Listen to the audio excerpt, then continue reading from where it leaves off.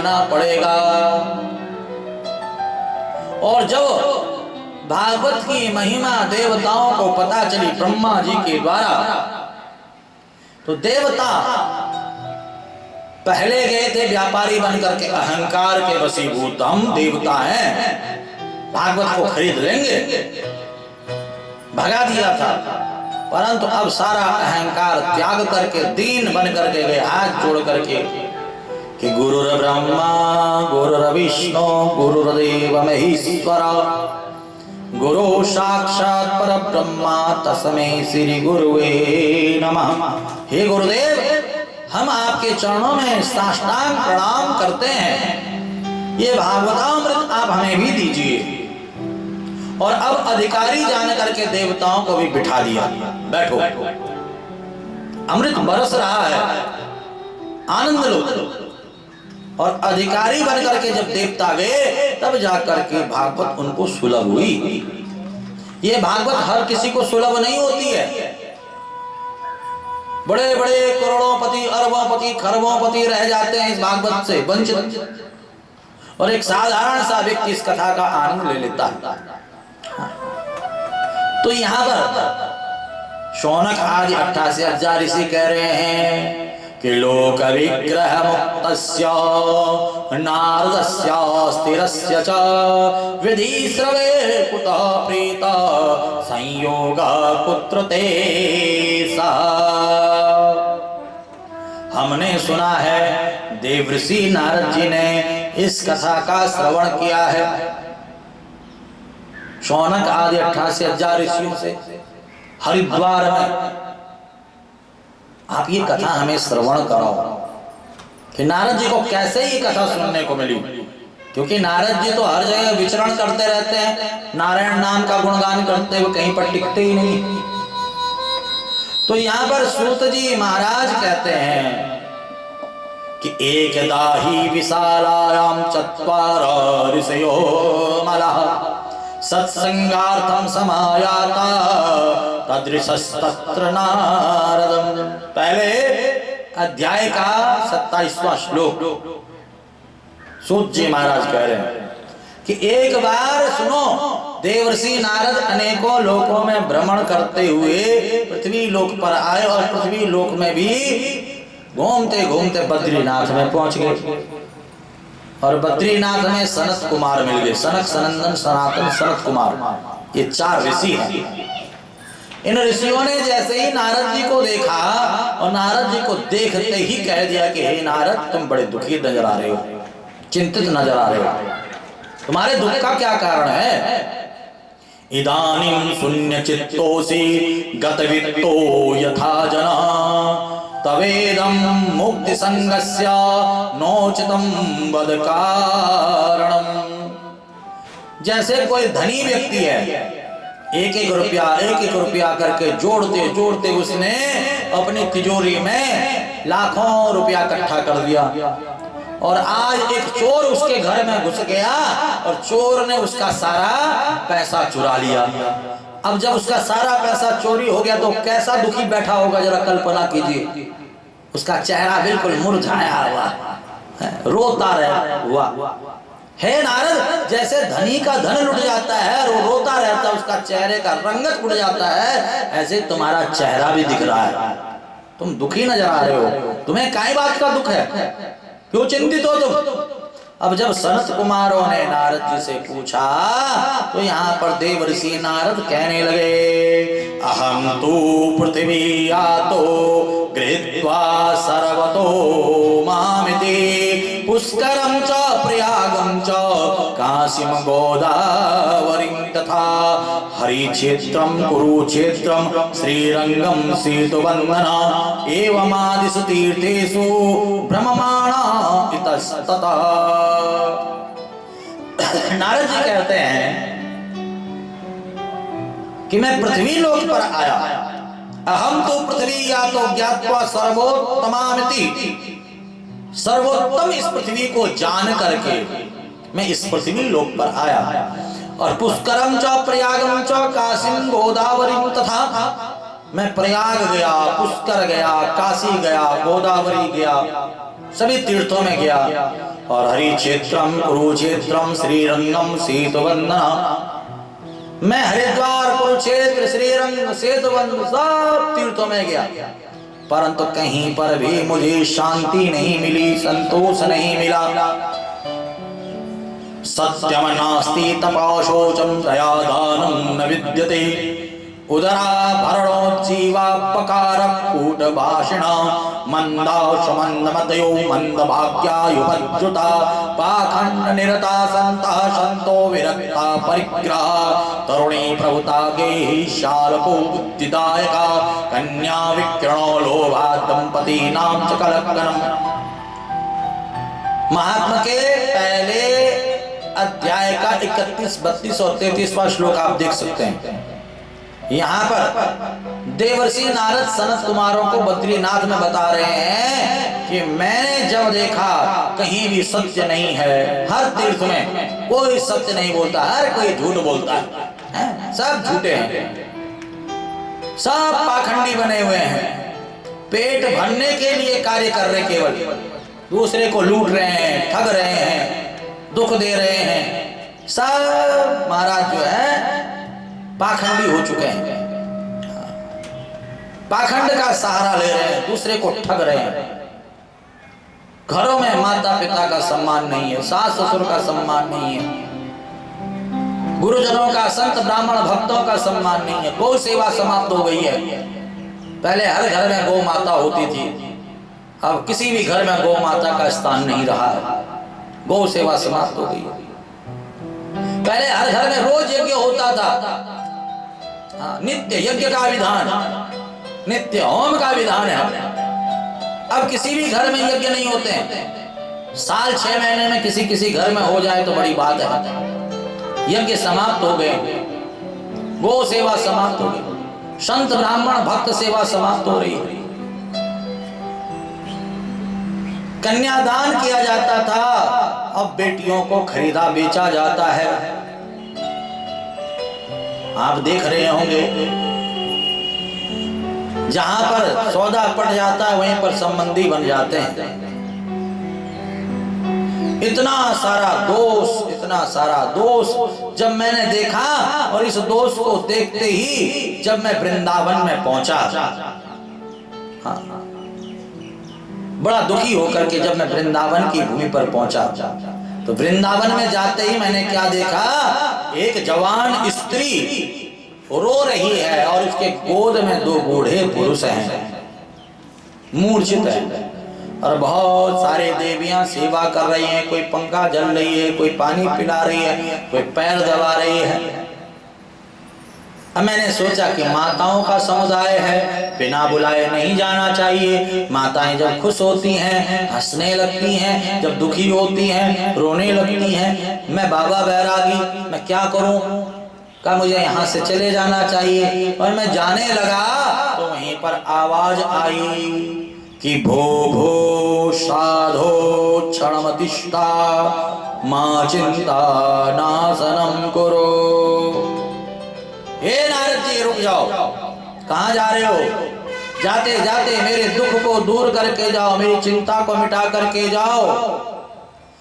अब जैसे ही आवाज आई तो मैं रुक गया। मैंने पूछा कि भाई मुझे बुलाया? कहा तुम्हें बुलाया। तो कौन हो तुम, अपना परिचय दो।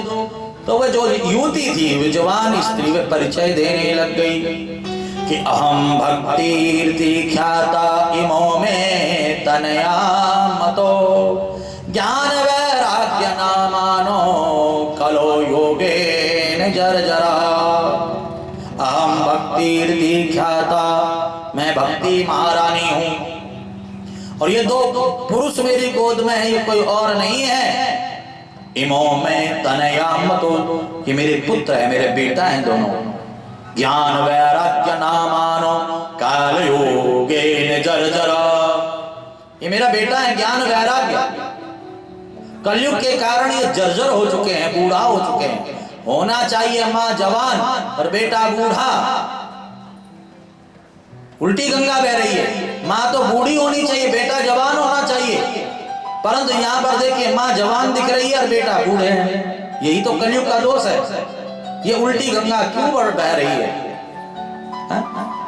उत्पन्ना द्रविड़ोषाः वृद्धो कर्णाटके गता क्वचित् क्वचित् महाराष्ट्रे गुरुजरे जीर्णतां गता। और वृंदावनं पुनः प्राप्य नवीने वसुरूपिणी और जाता हम युवती सम्यक प्रेष्ठ रूपा तो सांप्रतम। क्या मैं जगह जगह पर गई, सब जगह सम्मान मिला, परंतु जब मैं जीर्ण होने लगी तो वृंदावन में जब मैं आई तो वृंदावन पुनः प्राप्य नवीने वसुरूपिणी। ये वृंदावन की जो भूमि है बड़ी धन्य है। यहां पर आते ही मैं तो जवान हो गई, मेरा बेटा बूढ़े हो गए। नारद जी कहते हैं वृंदावन से संयोगात् उत्पन्नत्वं तरुणी नवः और धन्यम वृंदावन तेना भक्ति नृत्यति यत्र च। ये वृंदावन की भूमि धन्य है जहां पर हमेशा भक्ति विराजमान रहती है। आप वृंदावन गए हो? कौन कौन गया वृंदावन? जरा हाथ खड़ा करो। गए हो? वृंदावन बिहारी लाल की। वृंदावन में इतनी भक्ति है, इतनी भक्ति है, रिक्शा वाला रिक्शा पे घंटी नहीं लगाता है, राधे राधे राधे राधे। और जेब कतरा जेब कब काट जाए आपको पता भी नहीं चलेगा। राधे राधे। बंदर कब आपके कंधे पर चढ़ गया और कब चश्मा ले गया। राधे राधे। तो वृंदावन में जहां भी जाओ, जिस भी कोने पर जाओ, हर कोई राधे राधे राधे राधे राधे राधे राधे राधे। भक्ति है वृंदावन में। परंतु इस कलयुग के कारण ज्ञान और वैराग्य जो है लुप्त हो रहे हैं। कोई ज्ञान नहीं ग्रहण करना चाहता है, कोई वैराग्य धारण नहीं करना चाहता है, इसलिए इनका कोई खरीदार नहीं रहा। विप्रेर भागवती वार्ते गे गे जने जने कारिता कर्ण लोभेन कथा सारस्ततो गता अत्युग्रीभूरि कर्माणि नास्तिकारो रवाजना देवी तिष्ठन्ति तीर्थेषु तीर्थ सारस्ततो गता। ये भक्ति महारानी, ये सब कलयुग का दोष है। ये जब से ये कलयुग आया है ना, तब से सब उल्टा हो रहा है। कोई ज्ञान वैराग्य को धारण नहीं करना चाहिए। भक्त सब बनते हैं। हाँ, हर कोई महाराज सुबह उठते ही महाराज टीका चंदन लगा लेता है, परंतु ज्ञान ग्रहण कोई नहीं करना चाहता, वैरागी कोई नहीं बनना चाहता। नारद जी कहते हैं जब इस कलयुग में इतना सारा दोष है तो इस कलयुग को आने क्यों दिया? एक गुण है इस कलयुग में, एक अच्छाई है। कौन सी अच्छाई है? कयत फलम नास्ति तपसा न योगेन समाधिना तत फलम लभते सम्यक् कलो केशव कीर्तना। जो फल लाखों करोड़ों वर्षों तक सतयुग त्रेता द्वापर में योग से समाधि से जप से तप से नहीं मिलता, वह फल इस कलिकाल में भगवत नाम लेने से, भगवत कथा सुनने से सुनाने से, भगवत भजन सुनने से सुनाने से मिल जाता है। कलयुग केवल नाम आधारा सुमिर सुमिर नरपुत्र ही बहु पारा। इसीलिए भक्त कहा करते हैं सुनो श्याम प्यारे सुनो हे किशोरी, सुनो श्याम प्यारे सुनो हे किशोरी, मैं तुमसे कृपा की नजर मांगता हूँ, मैं तुमसे कृपा की नजर मांगता हूँ। सुनो श्याम प्यारे सुनो हे किशोरी, सुनो श्याम प्यारे सुनो हे किशोरी, मैं तुमसे कृपा की नजर मांगता हूँ, मैं तुमसे कृपा की नजर मांगता हूँ। मीठी मीठी तालियों के साथ जिन राधा कृष्ण के चरणों में बैठ करके हम इस कथा का श्रवण कर रहे हैं, उन राधा कृष्ण से कृपा मांगनी है। जय हो।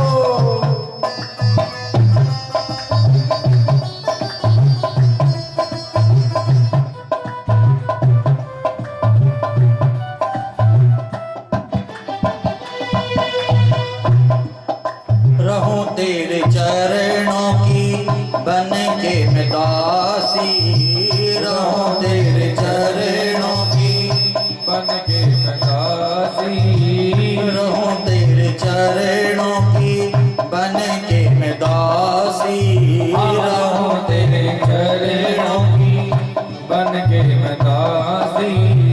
मैं तुमसे यही एक वर मांगती हूँ, मैं तुमसे यही एक वर मांगती हूँ। सुनो श्याम प्यारे, सुनो हे किशोरी, सुनो श्याम प्यारे, सुनो हे किशोरी।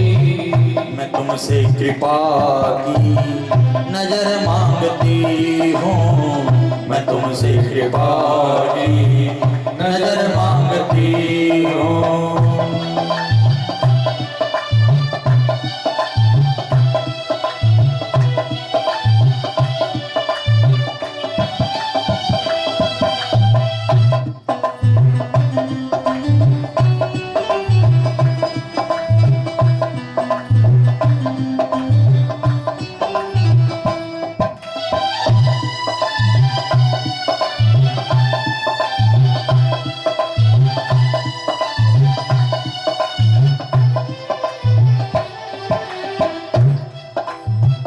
तेरे चरणों की बन के मैं दासी, मैं तुमसे यही एक वर मांगती हूँ।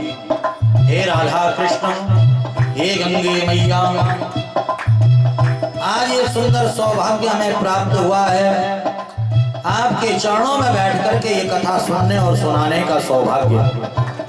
बस ये कृपा हमेशा बनी रहे, आपके चरणों में हम बैठे रहें, आपका गुणगान करते रहें। हे ठाकुर, हे बिहारी, नहीं है तमन्ना मुझे मालूजर की, नहीं है तमन्ना मुझे मालूजर की, नहीं है तमन्ना मुझे मालूजर की, नहीं है तमन्ना मुझे मालूजर की। रहूं बन भिखारी सदा तेरे दर की, रहूं बन भिखारी सदा तेरे दर की। सुनो श्याम प्यारे, सुनो हे किशोरी, सुनो श्याम प्यारे, सुनो हे किशोरी। मैं तुमसे कृपा की नजर मांगती हूँ, मैं तुमसे कृपा की नजर मांगती हूँ।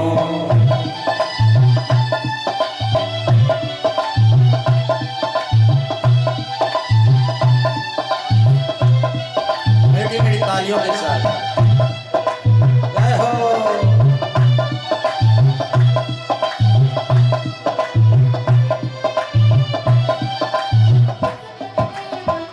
हे ठाकुर, आज आपके चरणों में बैठे हुआ हूं। मुझे नहीं चाहिए धन दौलत माल खजाना, बस आपका ये जो दर है ना, ये दर बना रहे, ये चौखट बनी रहे, आपकी भक्ति बनी रहे।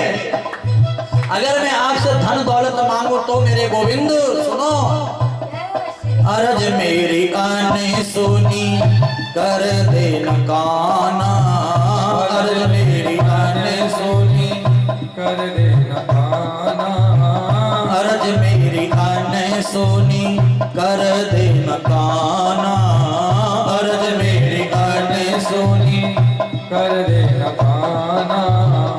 जमाने की खुशियाँ अगर मांगती हूँ, जमाने की खुशियाँ अगर मांगती हूँ। सुनो श्याम प्यारे, सुनो हे किशोरी, सुनो श्याम प्यारे, सुनो हे किशोरी। मैं तुमसे कृपा की नजर मांगता हूँ, मैं तुमसे कृपा की नजर मांगता हूँ, मैं तुमसे कृपा की नजर मांगता हूँ, मैं तुमसे कृपा की नजर मांगता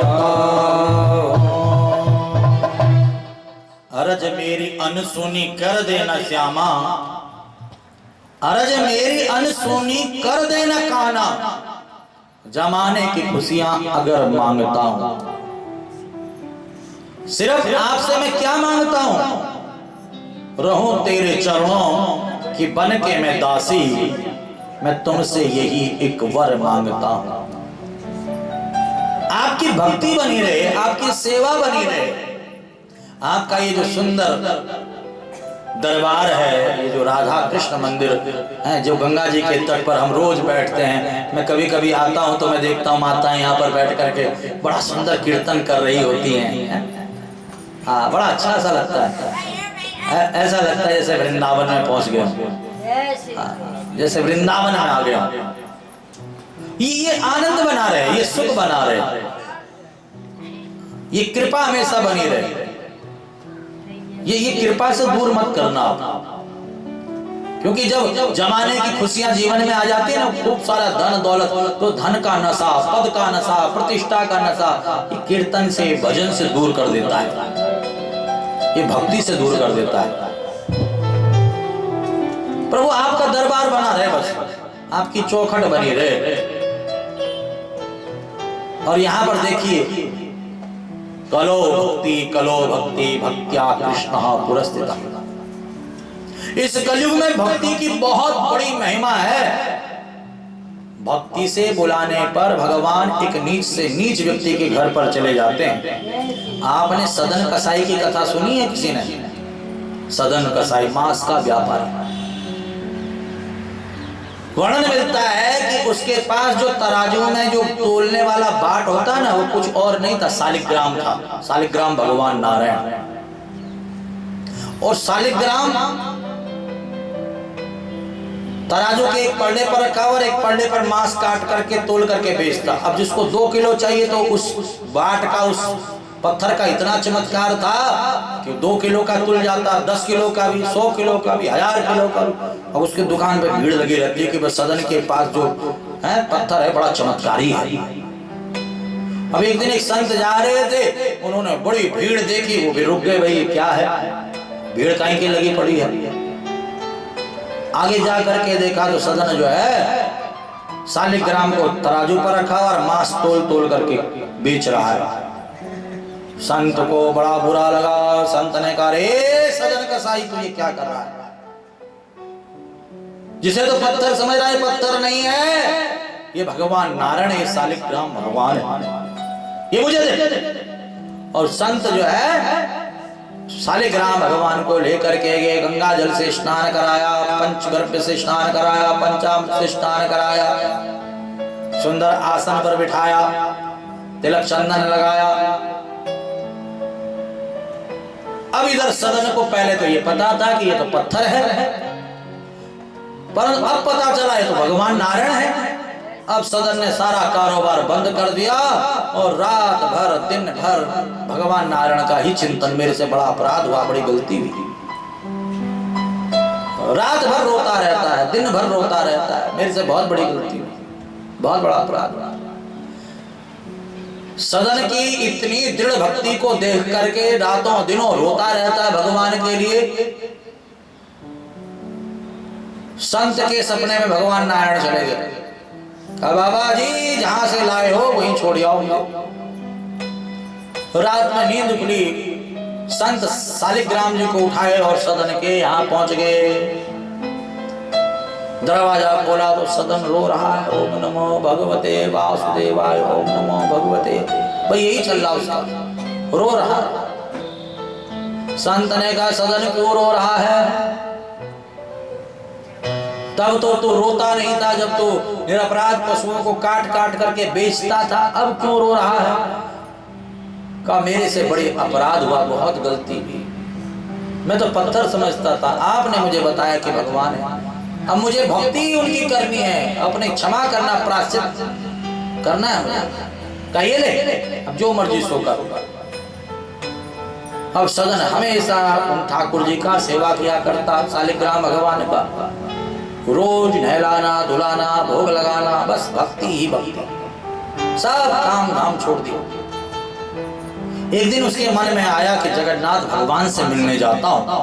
और सदन कसाई जो है जो जगन्नाथ भगवान से मिलने के लिए जब चला तो एक गांव में एक स्त्री सदन के मुख का जब तेज देखती है तो मोहित हो जाती है, प्रभावित हो जाती है और सदन से कहते हैं कि सदन मेरे घर में रह दो, मैं तुझसे ब्याह करूंगी। सदन ने कहा कि सर कटे ते न रुकूं। अब इसके दिमाग में आया, ये कह रहा कि अपने पति का सर काट दे तो रुकूंगा। तो इस स्त्री ने अपने पति का ही सर धड़ सालत कर दिया। सदन ने कहा मैंने ये थोड़ी ना कहा था कि तू अपने पति को मार दे, मैं तो कह रहा था कि तू मेरा सर ही काट दे तो भी नहीं रुकूंगा, मुझे तो भगवान जगन्नाथ से मिलने जाना है। और सदन जब चलने लगा तो इसने हल्ला मचाना शुरू कर दिया कि इसने मेरे पति को मार दिया। राजा के सिपाही आ गए, बड़ी भीड़ लग गई, सदन को पकड़ करके राजा के सामने खड़ा कर दिया। राजा ने पूछा क्या तुमने इसके पति को मारा है? सदन ने सोचा कि मेरे कारण इसने अपने पति को मारा है, इसलिए सदन ने दोनों हाथ उठा करके कह दिया कि हाँ मैंने मारा है। राजा ने कहा भाई इसने सत्य बोला है इसलिए इसके दोनों हाथ काट दो। और सदन के दोनों हाथ काट दिए और छोड़ दिया। सदन फिर रोते हुए भगवान का धन्यवाद करता कि प्रभु धन्यवाद है तुम्हारा, ये पापी हाथ जिन्होंने निरपराध पशुओं को काट काट करके मार करके बेचा है, ये हाथ ही तुमने अलग कर दिए, धन्यवाद है तुम्हारा। और रोता हुआ जब चलता है जगन्नाथपुरी में तो भगवान जगन्नाथ से रहा नहीं गया। सदन की इस अटूट भक्ति को देख करके भगवान मूर्ति में से प्रकट हो गए और सदन को अपने में भर दिया और अपने में ही मिला दिया। बोले भक्तवत्सल भगवान की। यह है भक्ति का प्रभाव। जब एक कसाई के भजन करने से भक्ति करने से उसको भगवान मिल सकते हैं तो क्या आपको हमको नहीं मिल सकते हैं? कौन कहता है कि भगवान आते नहीं, प्रेम भक्ति से तुम उन्हें बुलाते नहीं। कौन कहता है कि भगवान खाते नहीं, बेर सबरी की तरह तुम खिलाते नहीं। कौन कहता है कि भगवान सोते नहीं, माँ यशोदा की तरह तुम सुलाते नहीं। कौन कहता है कि भगवान नाचते नहीं, गोपिकाओं की तरह तुम नचाते नहीं। आज जो लोग कहते हैं ना कि भगवान हमारी नहीं सुन रहा है, समझ लो कहीं ना कहीं उनकी भक्ति में कमी है। जिस दिन वह कमी दूर हो जाएगी भगवान आपके सामने होगा और आप भगवान के सामने होंगे। तो यहाँ पर देखिए देवर्षि नारद भक्ति महारानी से कह रहे हैं हे भक्ति महारानी वृथा खेद यसे बाले अहो चिंता तुरम कथम श्री कृष्ण चरणाम भोजम स्मर दुखम गमेष्यति। यदि तुम अपने दुख को दूर करना चाहती हो तो तुम भगवान श्री कृष्ण के चरणों का स्मरण करो। इस कलिकाल में दुख दूर करने का एक ही उपाय है, इसके अलावा कोई दूसरा उपाय नहीं है। कितना भी बड़ा दुख हो, कितना भी बड़ा कष्ट हो, संकट हो, कितना भी बड़ा चिंता हो, टेंशन, भगवान के शरण में बैठ जाओ और भगवान की सेवा करने लग जाओ। भागवत कथा पढ़ने लग जाओ, भागवत कथा सुनने लग जाओ, सारी चिंताएं दूर हो जाती हैं। भक्ति महारानी को नारद जी कह रहे हैं श्री कृष्ण के चरणों का स्मरण करते हुए उनकी भक्ति करो, सारा दुख दूर हो जाएगा। नारद जी ने वेद वेदांत घोषस्य गीता पाठ मुहुर्मु वेद का पाठ किया, वेदांत का पाठ किया, गीता का पाठ किया। ज्ञानम प्रबुद्धताम शीघ्रम रे वैराग्य प्रबुद्धताम, हे ज्ञान जागो, हे वैराग्य जागो। परंतु ज्ञान वैराग्य की मूर्छा दूर हुई, फिर मूर्छित हो गए। अब नारद जी बड़े चिंतित हो गए कि अब कैसे इनका दुख दूर करो। इतने में आकाशवाणी हो गई कि हे नारद सत्कर्म करो। क्या करो? सत्कर्म करो। अब नारद जी बड़े चिंतित, मैंने वेद का पाठ कर दिया, वेदांत का पाठ कर दिया, सभी पुराणों का सार भागवत है, वही गीता का पाठ कर दिया। अभी ये सत्कर्म क्या है? नारद जी सबसे पूछने लगे। बड़े बड़े ऋषियों के पास गए, संतों के पास गए, महापुरुषों के पास गए। अरे भाई, जब नारद को नहीं पता तो हमें कैसे पता होगा? कोई भी नहीं बता पा रहा था। अब नारद जी कहते हैं कि मैंने सोचा कि मैं बद्रीनाथ जाऊं और वहां जाकर के तपस्या करूं, और भगवान नारायण मुझे दर्शन देंगे तो भगवान नारायण से पूछूंगा ये सत्कर्म क्या है, और फिर मैं वही सत्कर्म करूंगा जो भगवान नारायण मुझे बताएंगे। परंतु इस बद्रीनाथ में आते ही मुझे आपका दर्शन हो गया। किसका दर्शन हुआ? सनक सनंदन सनातन सनत कुमारों का। जब नारद जी बद्रीनाथ पहुंचे ना, तो सनत कुमारों से भेंट हुई। सनत कुमारों ने पूछा, भाई तुम दुख की क्यों हो? तब नारद जी ने पूरा का पूरा कथा बताया, क्यों दुखी हूं। मैं वृंदावन से आ रहा हूं, भक्ति ज्ञान वैराग्य दुखी है। आकाशवाणी ने कहा सत्कर्म करो, अब ये सत्कर्म नहीं मुझे पता चल रहा क्या है, तो इसलिए मैं दुखी हूं। अगर भैया आपको पता है सत्कर्म क्या है तो आप मुझे बताइए। तो सनत कुमार कहते हैं, क्या तुम्हें नहीं पता सत्कर्म क्या? क्या नहीं, अगर पता होता तो वृंदावन से बद्रीनाथ क्यों आता? तो सनत कुमार कहते हैं कि हम बताते हैं सत्कर्म क्या है।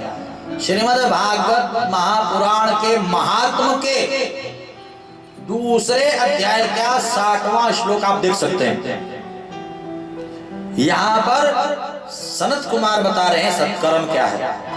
का सत्कर्म सूचको नूनम ज्ञान यज्ञम स्मृते बुधे श्रीमद् भागवतालाप शतुगीता सुकादिभिः शतुगीता सुकादिभिः। श्रीमद् भागवत महापुराण की जो कथा है, जो श्रीमद् भागवत ज्ञान यज्ञ है, यही सत्कर्म है जो सुखदेव मुनि ने राजा परीक्षित के सामने सभा में जिसका गुणगान किया है। ये अमर ग्रंथ, यह मुक्ति पंथ, यह पंचम वेद निराला, नव ज्योति जगाने वाला, हरि नाम यही हरिधाम यही। आरती में गाते हो ना भागवत जी की जब होती है, यही अमर ग्रंथ है। जो अमर कथा भगवान शिव ने मां पार्वती को श्रवण कराया, आप कथा में श्रवण करोगे कल परसों जब भी प्रसंग आएगा। अमरनाथ में गुफा में बैठ करके भगवान शिव अमर कथा मां पार्वती को सुनाते हैं। बहुत सारे लोग अमरनाथ जाते हैं परंतु उन्हें यही नहीं पता कि वो कथा कौन सी है, वो कथा है कौन सी, जो कथा भगवान शिव ने सुनाई थी मां पार्वती को। तो ध्यान देना, एक भक्त थे हमारे, थे क्या अभी भी हैं, थे तो तब होता जब निपट जाते, अभी भी हैं। वो हर साल जो है खूब टोली के साथ हरिद्वार से जो है अमरनाथ जाते हैं। एक दिन मुझे मिल गए, कहा गुरुजी आप भी चल लो। मैंने कहा भाई पैदल बहुत चलना पड़ता है और अपनी बस की बात है नहीं। अच्छा, मैंने कहा तुम अमरनाथ, ऐसे मजाक में विष्णु जी पूछ लिया मैंने कहा तुम्हें कितने साल हो गए अमरनाथ जाते हैं? कहा गुरुजी हो गए 7-8 साल।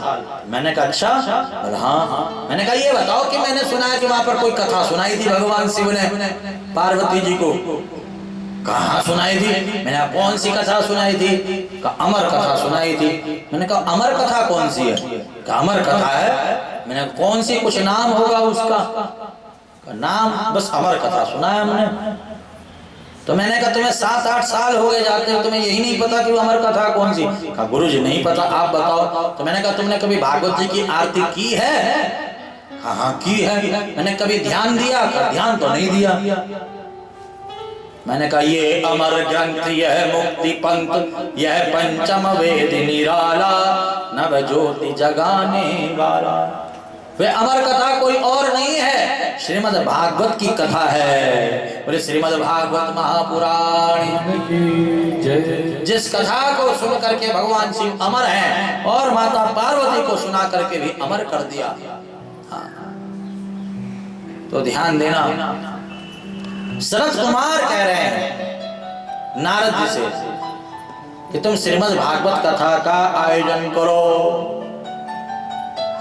अब नारद जी ने यहाँ पर प्रश्न किया। देखिए नारद जी कहते हैं जब वेद का पाठ करने से कुछ नहीं हुआ, वेदांत का पाठ करने से कुछ नहीं हुआ, गीता का पाठ करने से कुछ नहीं हुआ, तो भागवत से क्या हो जाएगा? भागवत से क्या हो जाएगा? अचिन जी, अचिन नाम है या अर्चित है? अचिन, अचिन है, अचिन अग्रवाल जी। अब देखिए, हो सकता है कि आप लोग इस कथा का आयोजन करवा रहे हो, जजमान बने हो आप, है ना? किसी के पास आप निमंत्रण लेकर के जाओ, तो हो सकता है वो आपसे पूछ ले कि भागवत कथा से क्या होगा। आप ये भागवत का आयोजन करवा रहे हो। तो कलयुग में ये प्रश्न समय समय पर उठता रहेगा। तो इससे पहले नारद जी ने ही पूछ लिया कि आप कह रहे हो कि भागवत ही सत्कर्म है, तो भागवत से क्या हो जाएगा जब वेद से कुछ नहीं हुआ, वेदांत से कुछ नहीं हुआ, गीता से कुछ नहीं हुआ। तो सनत कुमार यहां पर 3 उदाहरण दे करके समझा रहे हैं नारद जी को। पहला उदाहरण दिया चीनी का। चीनी किस चीज से बनती है बताओ जरा? गन्ने से बनती है, ईख से, है ना? अब आप चाय बना रही हैं माताएं, या दूध बना रही हैं, और उसमें डालना है मीठा, और चीनी का डब्बा है खाली, आपके सामने पड़ा हुआ ईख, गन्ना। अब आप सोचो कि गन्ने से ही तो चीनी बनती है, क्यों ना गन्ने का टुकड़ा ही तोड़ करके चाय में डाल दिया जाए, तो क्या चाय मीठी हो जाएगी? नहीं हो सकती है। परंतु जब गन्ने का रस निकाला जाता है, अनेकों अनेकों प्रकार से उसको तैयार किया जाता है, तब जाकर के वो चीनी बनता है, और मिठास उसमें आ जाती है। सब कुछ जहां भी चीनी डालो मीठा हो जाता है। तो ये रस तो गन्ने में पूरा इस छोर से उस छोर तक है, परंतु उस रस को तैयार करना पड़ता है। तो ऐसे ही वेद, वेदांत, ये सब क्या है? ये ईख है, गन्ना। और भागवत क्या है? का चीनी है, मीठी चीनी। पहला उदाहरण। दूसरा उदाहरण दिया यहां पर घी का। अब देखिए, दूध से ही घी निकलता है, निकलता कि नहीं निकलता? अब आप पूरी तल रहे हो और घी समाप्त हो जाए। अब आपके सामने रखा हुआ दूध का पतीला, आप सोचो कि दूध से ही तो घी बनता है, क्यों ना दूध में ही पूरी तल दी जाए। तो क्या आप पूरी तल दोगे दूध में? नहीं। दूध से दही बनेगा, दही से मक्खन निकलेगा, मक्खन को आग में तपाओगे तब घी बनेगा, और तब आप महाराज पूरी कचौड़ी जो मर्जी बना लो। और कहा गया है कि यावत जीवेत सुखम जीवेत ऋणम कृत्वा घृतम पीवेत, जब तक जियो सुख से जियो, चाहे उधार खा करके भी घी पीना पड़े, उधार लेकर के पियो। घी में बड़ी शक्ति बताई गई है। बूढ़ी बूढ़ी माताएं, पुरानी माताएं है ना, बूढ़े बुजुर्ग हैं, लोग उदाहरण देते हैं ना, भाई अभी भी बड़ा शरीर में ताकत है, बड़ा महाराज काम धंधा कर रखा, इन्होंने अपने जमाने का घी पी रखा है। आज भी तो घी खा रहे हो? अरे आज तो नकली है महाराज, पता ही नहीं किस चीज का है। एक जगह यज्ञ चल रहा था और जजमान ने घी खरीद रखा, और इतना दुर्गंध उसमें आ रहा, इतना दुर्गंध आ रहा महाराज, पूछो मत। अब जजमान को तो हम कुछ नहीं बोला, तो मैंने एक लाला जी से पूछ लिया। मैंने कहा भाई वो जजमान घी लेकर के आया था, कहा गुरु जी वो पूजा का अलग ही होता है। मैंने कहा कहीं का होता, पता नहीं, का चर्बी का बनता, कहीं का बनता। एक दिन मैं सोशल मीडिया पे देख रहा था, फेसबुक पर, कि एक पकड़ा गया महाराज जो है घी बनाने वाला, 20 रुपए का घी तैयार होता है और 600 650 में बिकता है, 20 रुपए का तैयार हो रहा। तो ये आज का नकली नहीं, असली। तो ध्यान देना, उदाहरण समझ में आया कि नहीं आया? ये दूध, दही, मक्खन, ये क्या है? वेद, वेदांत, गीता। और घी क्या है? श्रीमद् भागवत महापुराण। बोले श्रीमद् भागवत महापुराण की। तीसरा उदाहरण दिया है आम के फल का, पेड़ का। आम का फल किस किस को अच्छा लगता है? जरा हाथ खड़ा करो। सबको अच्छा लगता है। प्रशांत जी आपको भी अच्छा लगता है? सबसे ऊंचा हाथ आप ही का दिख रहा है। अरे वृंदावन बिहारी लाल की, सबको अच्छा लगता है। अब आम का सीजन नहीं है और आपका मन कर गया मुझे आम खाना है, मुझे आम खाना है। आप महाराज जो है ढूंढते ढूंढते पेड़ के पास चले गए। पेड़ को आप देख रहे हो नीचे से ऊपर तक, इधर उधर फल तो है नहीं, परंतु इस पेड़ से ही तो फल निकलता है। आपने पेड़ की टहनी तोड़ दी और पेड़ की टहनी चबाने लगे, क्या आपको फल का स्वाद मिल जाएगा? कदापि नहीं मिल सकता। आपके दांत टूट सकते हैं टहनी चबाते हुए, मुंह कड़वा हो सकता है, पर फल का स्वाद नहीं मिल सकता है। वस्तुतः जब रस तो पूरे पेड़ में है, परंतु जब वह फल के रूप में प्रणीत होता है तो सबके मन को मोह देता है, सबको आनंद देता है। तो ये वृक्ष क्या है? का वेद वेदांत है। और फल क्या है? का श्रीमद् भागवत महापुराण है। कोई श्रीमद् भागवत महापुराण की का निगम कल्प तरोर गलितम फलम शुकमुखात् दर्व संयुतम पिबत भागवतम रसमालयम मुहुर्हो रसिका भुवि भावुका। वेद वेदांत रूपी कल्प वृक्ष का फल है भागवत, और इसमें कोई गुठली नहीं है, कोई छिलका नहीं है। अमृत दर्व संयुतम, इसमें अमृत रूपी रस है। यहां पर खाने की बात नहीं कही गई, पीने की बात कही गई है। पिबत भागवतम रसमालयम, जहां पर खाने की बात होती है वहां पर गुठली छिलका होता है। आम खा लो, सेब खा लो, संतरा खा लो, गुठली छिलका होता है ना। और जहां पर कह दिया जाए कि आम का रस पी लो, सेब का रस पी लो, संतरे का रस पी लो, कोई गुठली छिलका नहीं, घटा घट पिया जाता है। तो ये वेद वेदांत क्या है? ये वृक्ष। और फल क्या है? भागवत, जिसमें कोई गुठली नहीं है, कोई छिलका नहीं है, कुछ भी छोड़ने योग्य नहीं है, कुछ भी त्यागने योग्य नहीं है। इसलिए कहा पिबत भागवतम रसमालयम, दोनों कानों से पियो, कर्ण पुटे शयानम, दोनों कानों से इस रस को पियो।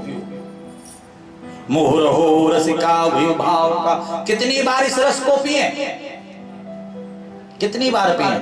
बहुत सारे लोग कहते हैं कितनी बार इस कथा को सुने। कई मूर्ख होते हैं, अरे राधा कृष्ण मंदिर में तो कथाएं चलती रहती हैं, कितनी बार सुने? चले जाएंगे कृष्ण जन्म के दिन, चले जाएंगे रुक्मिणी विवाह के, चले जाएंगे भंडारे वाले दिन। कितनी बार? हमारे मोहनलाल शर्मा जी बैठे हुए यहाँ पर, जहां भी हरिद्वार में कथा होती है, चाहे कोई भी कथा कह रहा हो, हर कथा में बैठ करके आनंद लेते हैं। अब यही कह दे कितनी बार, तो क्या आप लोगों ने ये प्रश्न किया है अपने आप से कि कितनी बार खाना खाएं, कितनी बार सोएं जगें, कितनी बार श्वास लें? श्वासें लेते ना बार बार, हम दोहरा, जैसे ये श्वासें जरूरी हैं, ऐसे ही ये भागवत भी नित्य जरूरी है। धन्यवाद कहो राधा कृष्ण का, माँ गंगा जी को धन्यवाद कहो कि आज हमें ये कथा सुनने को मिल रही है, कल भी मिले। इस सप्ताह इस कथा का श्रवण करने कितना सुंदर संयोग है। आहा, ऐसा संयोग अगले सप्ताह भी बने। इस महीने इस कथा को सुन रहे हैं, अगले महीने भी सुने।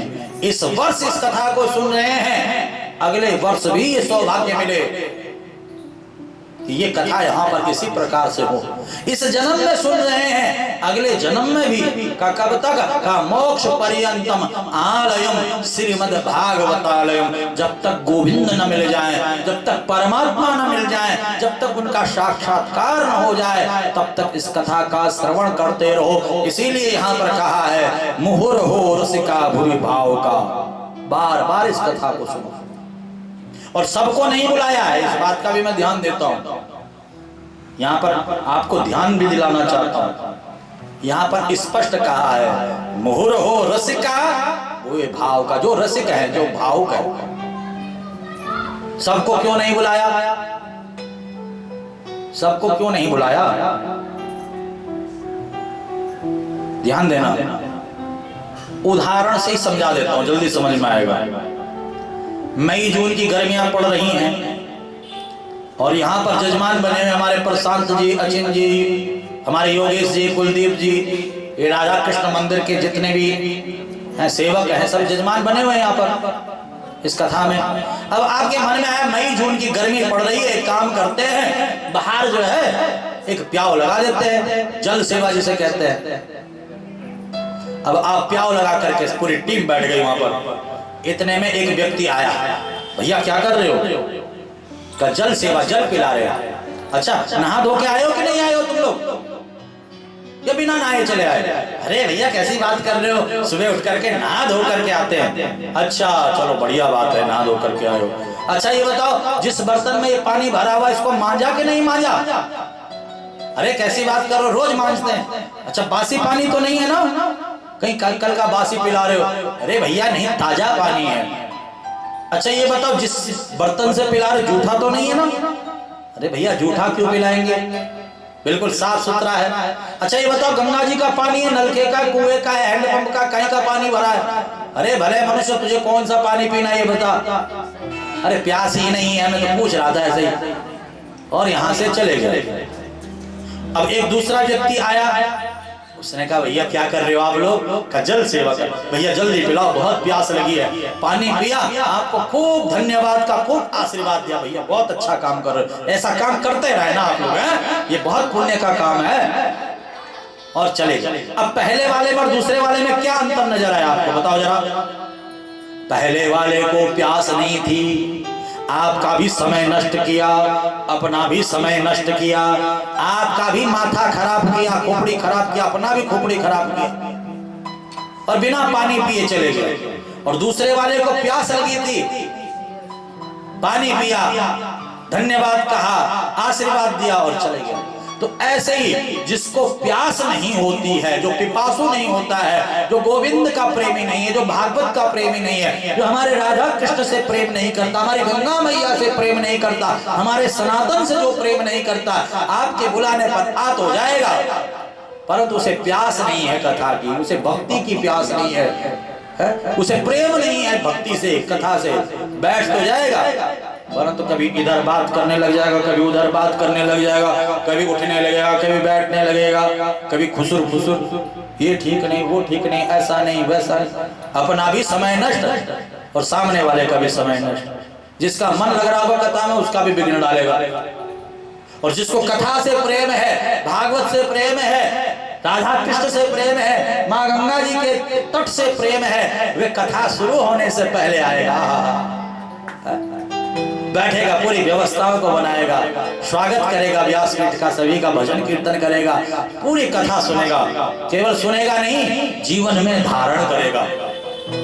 और जब यहाँ से जाएगा जो भी मिलेगा, भैया बड़ी सुंदर कथा हो रही है, चलिए आप भी कथा का आनंद लें, चलिए आप भी कथा में आए, और सबको निमंत्रण देगा कि भैया तुम भी आओ, तुम भी आओ, तुम भी आओ, बड़ा आनंद आ रहा है। इस कथा को दिव्य एवं भव्य बनाने के लिए प्रयत्नशील रहेगा कौन? जिसको कथा से प्रेम है। तो इसलिए यहाँ पर सबको नहीं, पिबत भागवतम रसमालयम, जो रसिक हैं, जो भावुक हैं, उनको बुलाया है। हे नारद, तुम भक्ति ज्ञान वैराग्य का दुख दूर करना चाहते हो तो श्रीमद् भागवत कथा का आयोजन करो।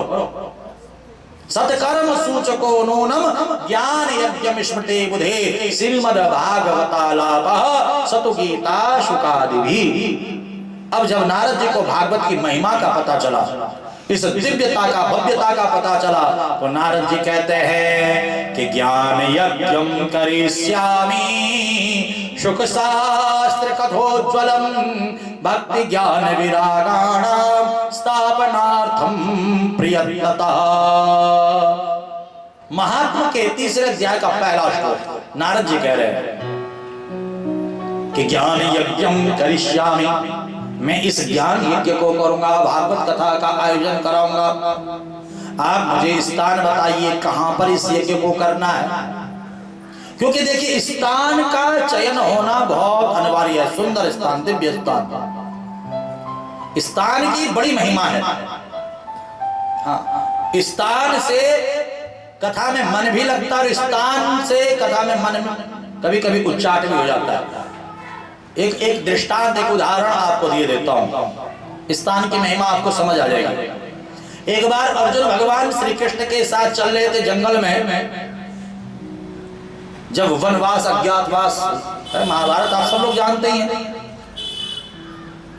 तो एक जगह पर अर्जुन के मन में विकृति आ गई। बताओ, है जब देखो कृष्ण के आगे पीछे घूमता रहता हूं, जब देखो इनके आगे पीछे घूमता रहता हूं, बताओ, हमेशा सेवा में लगा रहता हूं। आज के बाद नहीं घूमूंगा, आज के बाद कृष्ण की कोई सेवा नहीं है। तो भाई मेरा मन में विकृति आ गई। अब जैसे ही वो स्थान छूटा, अगला स्थान आया, अर्जुन को मन ही मन बड़ा पश्चाताप। अरे ये मेरे मन में क्या आ गया था? मेरा तो सर्वस्व कृष्ण है और मन में विकृति आ गई। कृष्ण की सेवा नहीं करूंगा, कृष्ण की पूजा नहीं करूंगा, कृष्ण के आगे पीछे नहीं घूमूंगा। ये क्या हो गया था मुझे? मन ही मन बार बार क्षमा मांगता है और कृष्ण के पैर पकड़ करके अर्जुन प्रार्थना करता, कन्हैया मेरे साथ ऐसा क्यों हुआ? अभी हम पीछे जब चल रहे थे, मन में पाप भाव आने लग गया, कुभाव आने लग गया, आपके प्रति द्वेष भाव आने लग गया। और जैसे ही वह भूमि छूटी और इस स्थान पर आया, मन में पश्चाताप आ गया, मन पवित्र हो गया। ऐसा क्यों? द्वारकाधीश श्री कृष्ण मुस्कुराते हुए अर्जुन से कहते, अर्जुन इसमें तुम्हारा दोष नहीं है, इसमें भूमि का दोष है। वे जो भूमि जहां पर तुम्हारे मन में कुभाव आया, वहां पर पहले राक्षस रहा करते थे। कहीं भी कोई यज्ञ पूजा पाठ भक्ति होती है तो राक्षस जो है उसको नष्ट कर देते थे। राक्षस हमेशा मदिरापान, पशु हत्या, ये सब वहां पर किया करते थे, इसलिए तुम्हारे मन में कुभाव आ गया। परंतु इस भूमि पर जहां पर तुम अभी खड़े हो, यहाँ पर संत महात्मा भजन किया करते थे, इसलिए तुम्हारे मन में पवित्रता आ गई। तो कथा के लिए भूमि का चुनना इसीलिए अनिवार्य है। कहीं कहीं जगह पर ऐसी भूमि होती है, ऐसा घर, उदाहरण के लिए आप किसी घर में जाते होंगे, कई बार रिश्तेदारी में, परिचित में, तो कहीं पर मन करता है भाई जल्दी जल्दी यहाँ से चलो, मन नहीं लगता है। और कई जगह पर आप जाते होंगे तो मन करता है कि थोड़ी देर और बैठ जाए।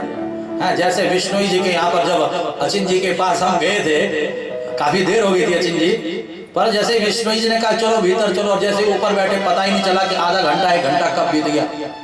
मन कर रहा था और देर बैठ जाए। उतने में एक भक्त नीचे आ गए तो विष्णु जी ने कहा कि भाई वो भी शिव पुराण करवाना चाहते हैं, एक बार मिल तो लो आप उनसे। तो जब नीचे उतरे तो फिर मैंने कहा मिले, तो मैंने कहा विष्णु जी अब तो हम चलते हैं, लेट काफी हो गई है। तो कई जगह पर होता है, मन करता है कि कुछ देर बैठा रहा जाए, और कई जगह पर मन करता भैया जल्दी चलो, अच्छा जी राम राम चलते हैं। ये भूमि का प्रभाव होता है, ये स्थान का प्रभाव होता है। तो कथा के लिए भूमि ऐसी होनी